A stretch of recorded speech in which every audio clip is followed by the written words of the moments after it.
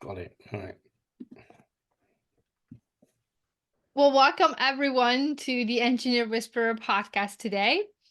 We're going to talk about transition into a director role.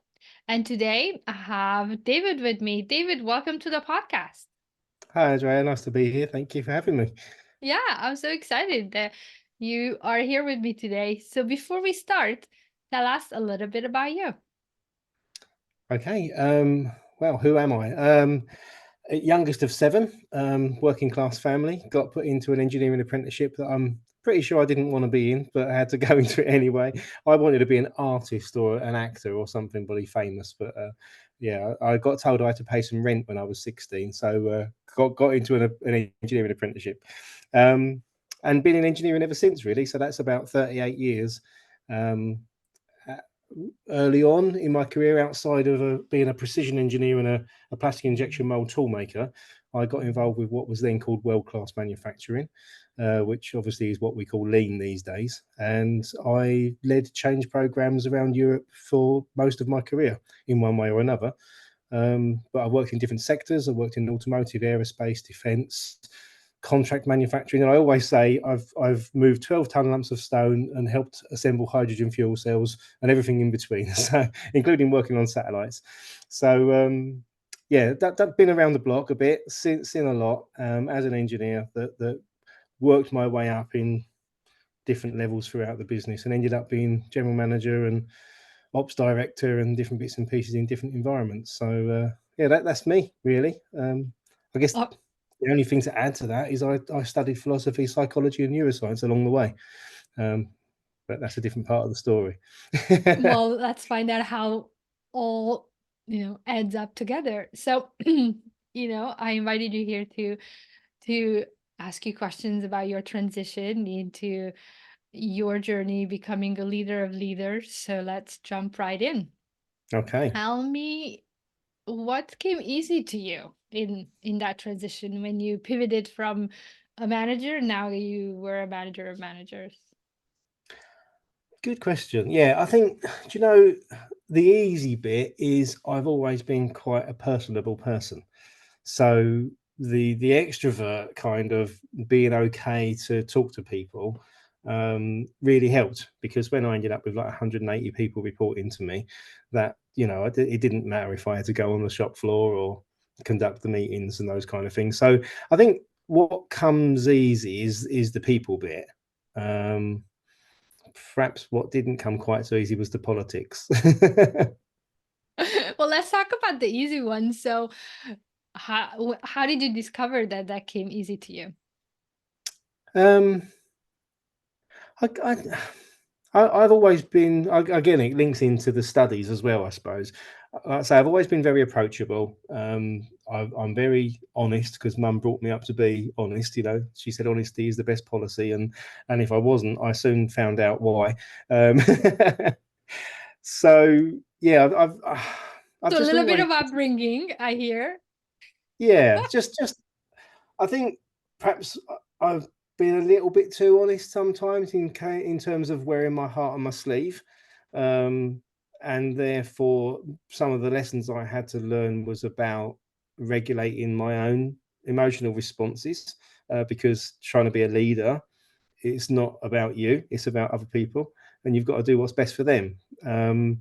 And so I said that links to the studies, and that's really the sort of the psychology and the neuroscience side of things helped so much, because I mean, I'll give you an example.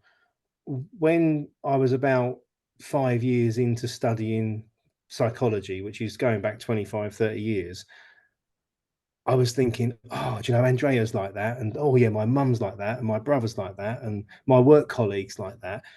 And it suddenly was like a lead weight dropping into my brain, which was like, this isn't about them, this is about me, and I'm projecting blame onto all these other people. So this whole um, need to do what's best for others is probably the realization, but that was always helped by always being quite a warm character. Just be, I'm quite easily do what's best for other people anyway.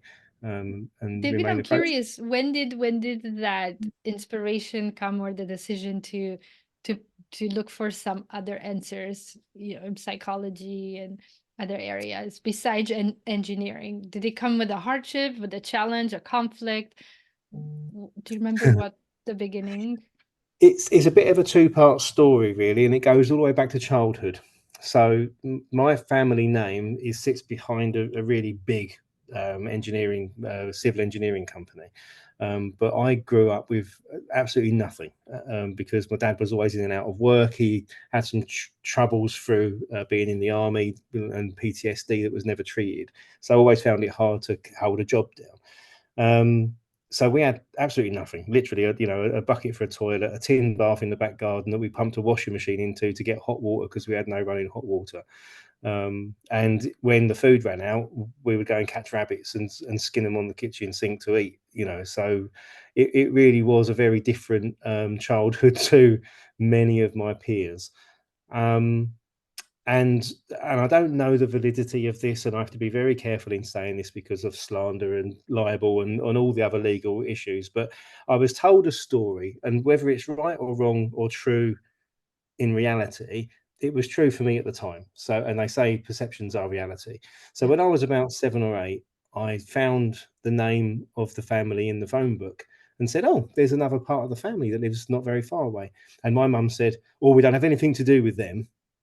And I was like, "Oh, what do you mean?" And she said that my great, great, great, or whatever it was, grandfather had set this company up, helped his brother out, and he had sort of forged his signature while he was away on holiday with his family and left him destitute on the street with 3 kids and taken the company over. So I got this massive lesson or sense of injustice at that point.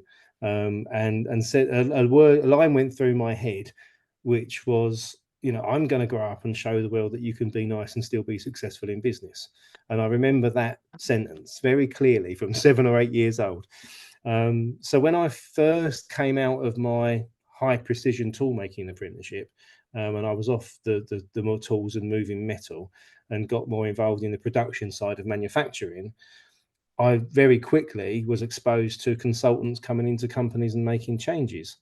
And I saw consultants coming in with huge egos, a lot of arrogance, on a lot of money, just steamrolling through people that I'd been working with and knew that they knew so much about the businesses we were in.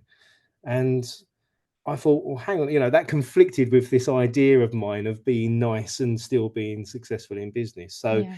um, I wondered why we saw people coming in from outside who at that point were lean, world-class manufacturing experts coming into what we now consider to be batch manufacturing environments and seeing this clash. And for me, it was what they believed in. So I asked myself the question at about 24 years old, what makes somebody believe something different to somebody else? And I thought, well, that's kind of what's been the problem with religion across the planet, hasn't it, for all these years.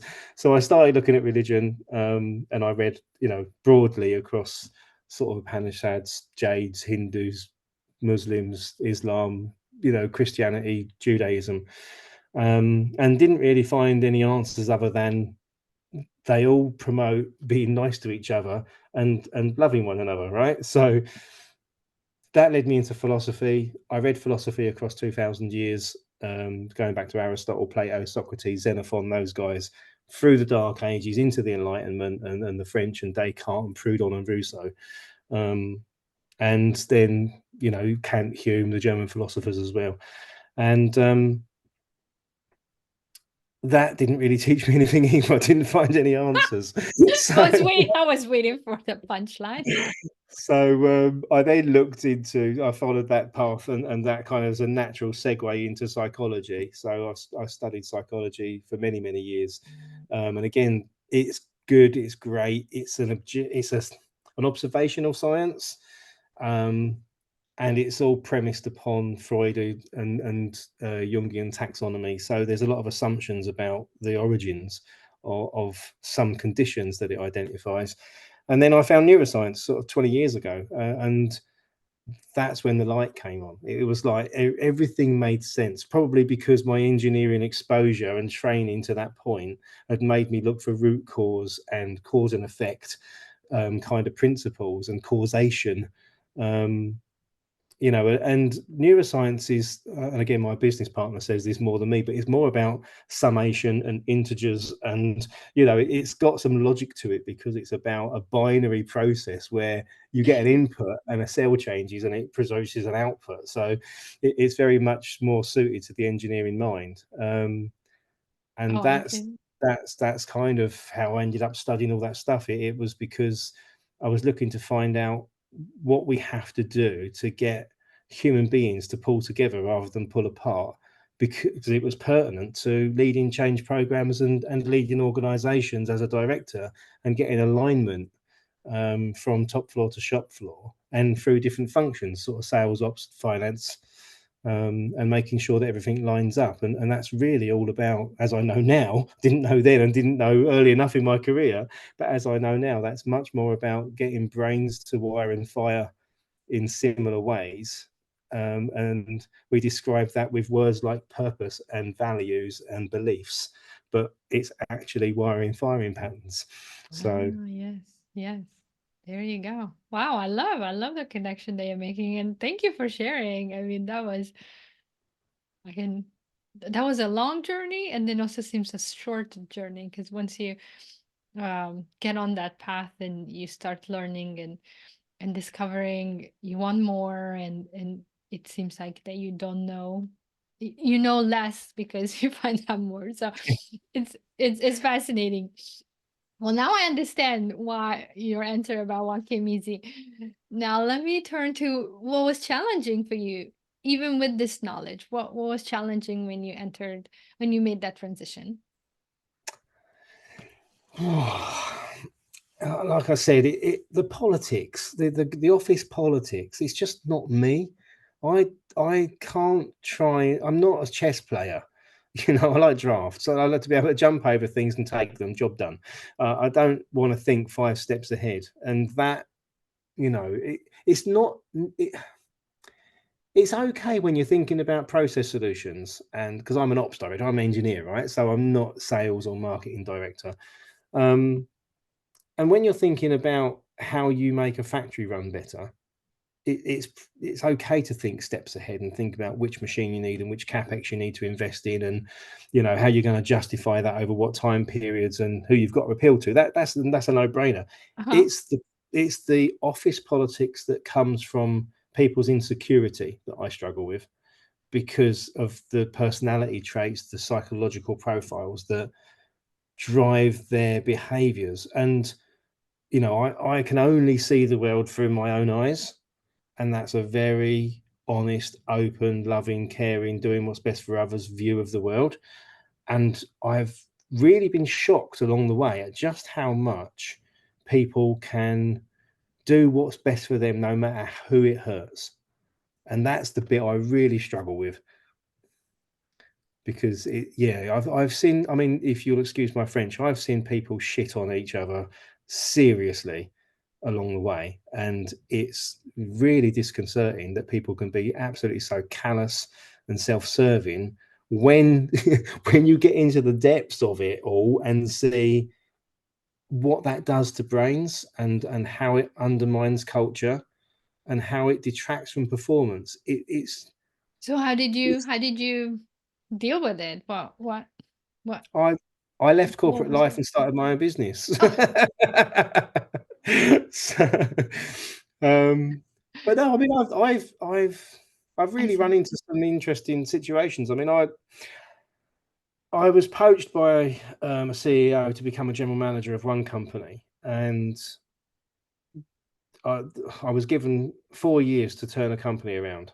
And after 10 months, I'd pretty much done it. It was making 40 to 80,000 pound a month losses, and it had been propped up by investors all the way through the recession from 2008 to 2012. So I joined in 2012 to turn it around, and like I say, in a very short shrift, got it done, got it sorted, and we had a solution. And then the investors pulled the money. So we had to shut the business and bring the administrators in. So that was a big shock, because it was literally a financial decision. There was no concern for the people that worked there. There was, so that, and it was a mistimed decision as far as I'm concerned, because we'd solved the problems the company had, Yeah. and they backed it while it was losing money. We'd just got it to a point where it's going to start making money, and they pulled out. So, and I was kept away from a direct conversation with the investors by the CEO. Mhm. So, and another company, I was consulting my business partner. We were in a little business. I'd stepped out on my own for a while, and my business partner decided to retire. And it was the same time that me and my wife had just had another baby. So the company I was consulting to said, "Do you want to stay on as the ops director?" So I said, "Well, that would be fantastic. Thank you very much." So I pulled a team together in that organisation. I got a new FD in conjunction with the young MD that had been handed the business by his dad. And then I called in some trusted friends of mine that I'd worked with in the past. I had a really strong team come together. The company had suffered some reputational damage in the past. So we fixed that. We started to win contracts back again in big building organisations around London. And it got to a point where this young lad who had got the business from his dad felt that he could do without me, and just said, "Right, okay, that's it. See ya." No warning, no nothing. Just, on the 22nd of December, just before Christmas, Oh. and just said, "Right, that's it. I think I can cope without you now. Thanks a lot. Bye." And I was like, "Wow," and it's just that kind of capacity. I mean, what happened there was everybody that I'd brought in were my friends. They left soon after I did, and the guy ran the business into the ground and ended up having to sell it. So, the short-sightedness that follows the pursuit of profit, the politics, the psychology of people, it's just, I don't know, it's everywhere. And it doesn't have to be. And life at work can be so much happier and nicer if we get that bit right. And again, that comes back to why I now deal with psychology and brain stuff, because I'm helping other leaders understand, what works and what doesn't work, and all of that malarkey that you get between human beings is Mm. what really undermines performance in companies and company culture. So it's that's the bit I don't like about being in a very senior position. So so what, if anything, surprised you though when you've been in that senior position? I just think, I mean, so again, you can imagine, given my overall approach to life, and I absolutely refuse to let life break me. I won't become a part of the corporate machine because I think it's broken and actually it can be better. So I won't be dragged into playing those games. So when I've got people reporting to me, I treat them with humanity, humanely.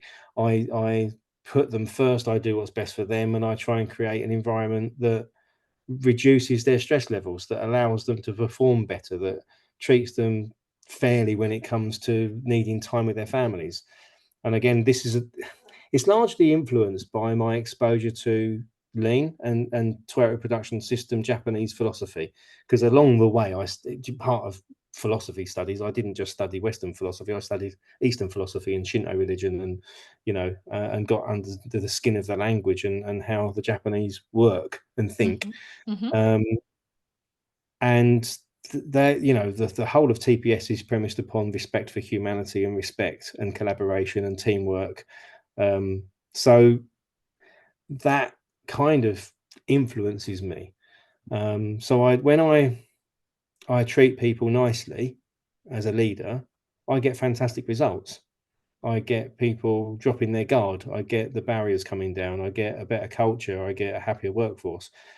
And I know that to do that, you have to play the long game. It can't always be about end of month output, and because if it Yeah. is, you drive people too hard. And I've made that mistake, and I know other directors that admit to making that mistake of banging the table, and and ramping up in the last week and forcing people to work overtime and night shifts to get the widgets Yeah. out the door to hit the target. And I won't do it. And Mm. I what surprises me most is that other people that are more of that red psychometric profile, Belbin type shaper, kind of driven, drive everybody else no matter what kind Control. of personality, type A behavior, male behavior. Mm. They just can't get it. They can't see the benefit. They don't play. They think they're being strategic, playing office politics, but they just don't play the long game in terms of doing what's best for others to get a high performance culture that ultimately delivers higher profit and more sustainable, flexible workforce that can cope with the curveballs that come from the market anyway. So I think what surprises me and disappoints me is other people's short-termism, incapacity to understand what's really going on when you add the people piece into the puzzle. So David, what I'm curious, what was one mindset shift that you had to make in order to, as you say, not give up, to stay your course, to stay honest to who you are?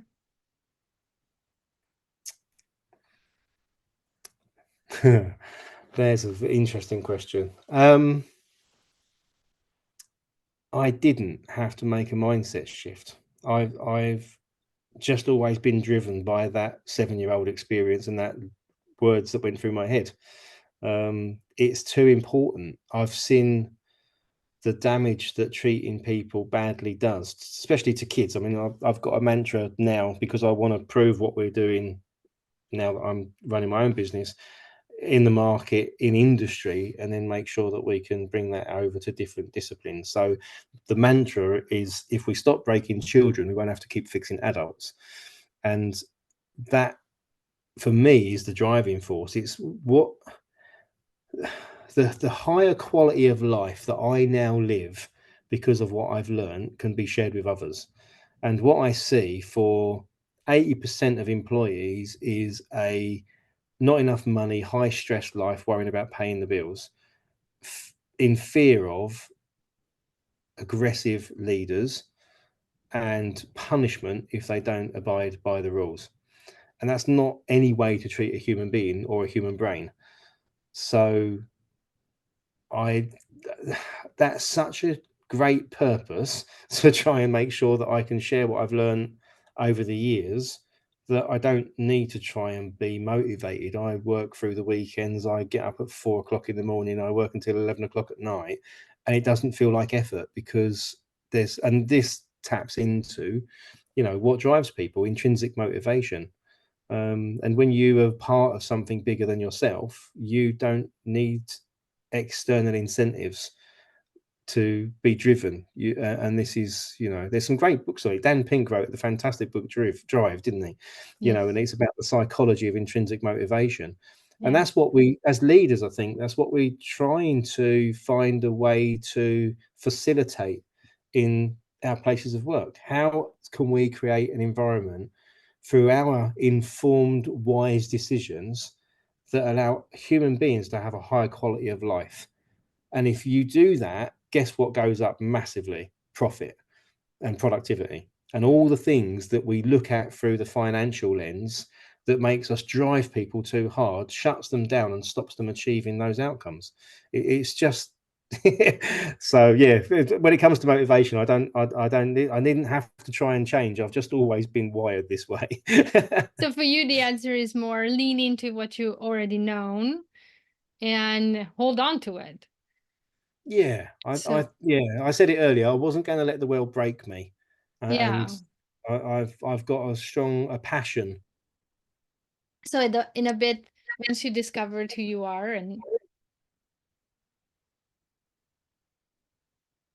oh, I think you there? I don't know why it does it every now and again. Sorry, Yep, interruption. What? you're back. Then once you discovered who you are through that journey of discovering the mind, neuroscience, philosophy, psychology, almost like you discovered not just why people think differently, but how you think. And then you hold on, you decided to hold on to that and really honor. it through your life, through your work. That's what I'm hearing. Yeah, yeah, I think that's a pretty good summary. Beautiful. Well, thanks very much. Now for closing, I'm curious if and what transition you're going through, and would you like to share with us about your current transition?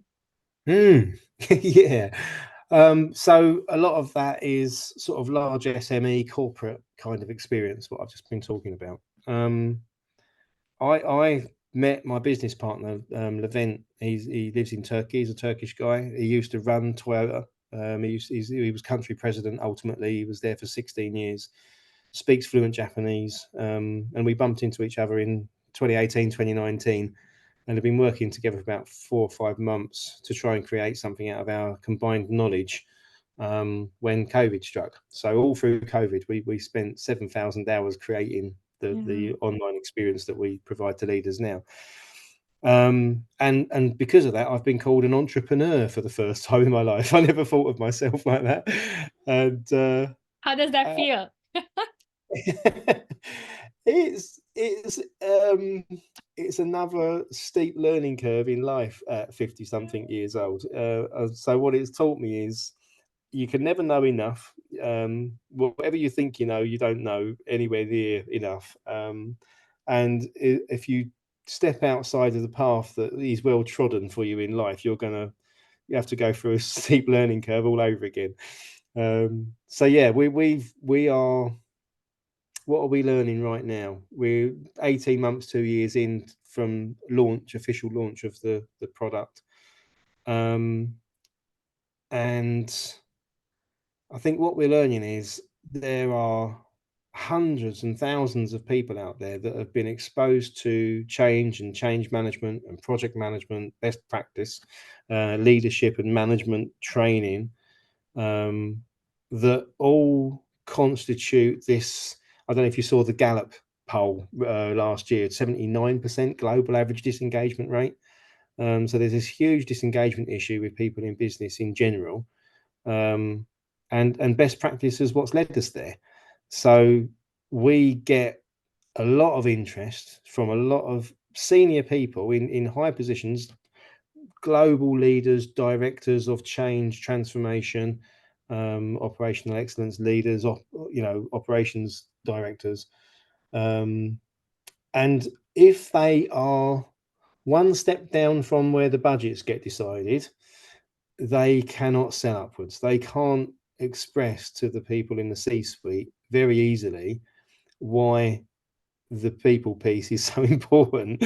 So what we're learning is that if you don't start at the top, and it's that you don't, those guys don't believe that this is something that's necessary in their business, just don't even bother starting, because it's just a waste of time because it's not going to go anywhere. Um, Mm.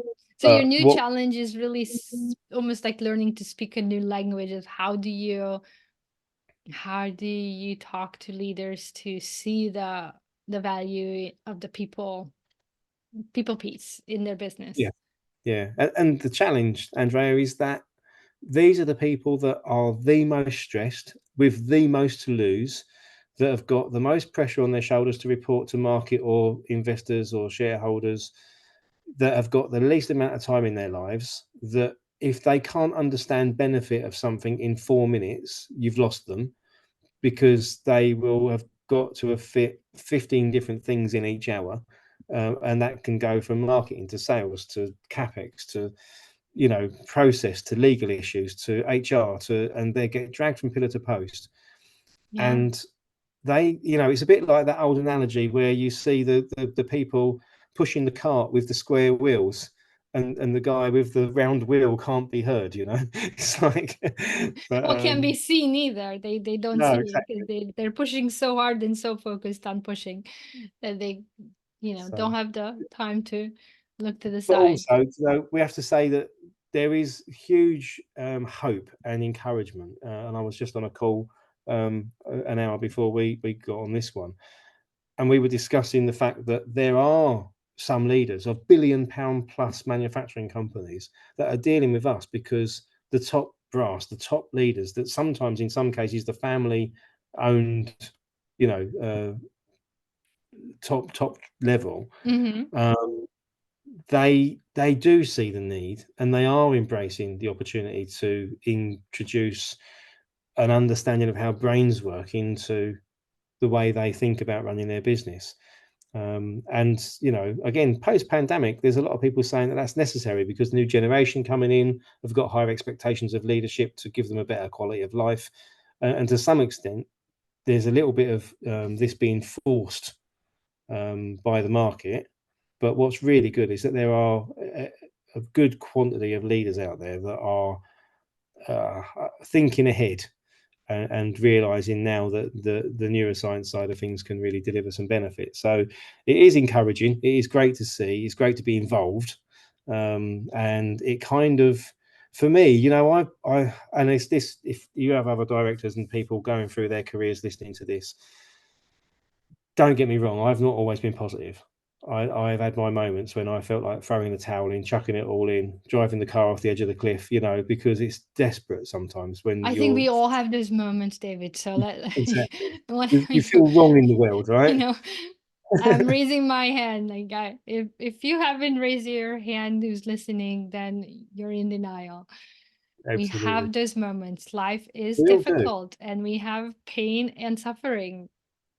So Definitely. Yeah. And I think this, seeing people recognize what I've come to learn, it justifies me and kind of confirms that I was on the right track all along, and it was the world that was pushing the wrong direction. So I'm quite enjoying life right now, but it's been like I say, a 38-year journey to get to a point where I'm actually in a really good place. But it's been tough along the way. Uh, well, you um, kept saying all along to think long term. That's one of the things that kept you going, and I could hear it, that one of your beliefs is, and your way of leading and of living is, stepping out of the short-term mindset and into the long-term mindset, almost like how Simon Sinek said, play the infinite game mm, versus the finite game. Just keep playing, stay in it. What will help me stay in it versus this win tomorrow mindset. So I can hear that, and I can hear also that, yes, time brings wisdom, not just knowledge, and a discovery of what's important to you.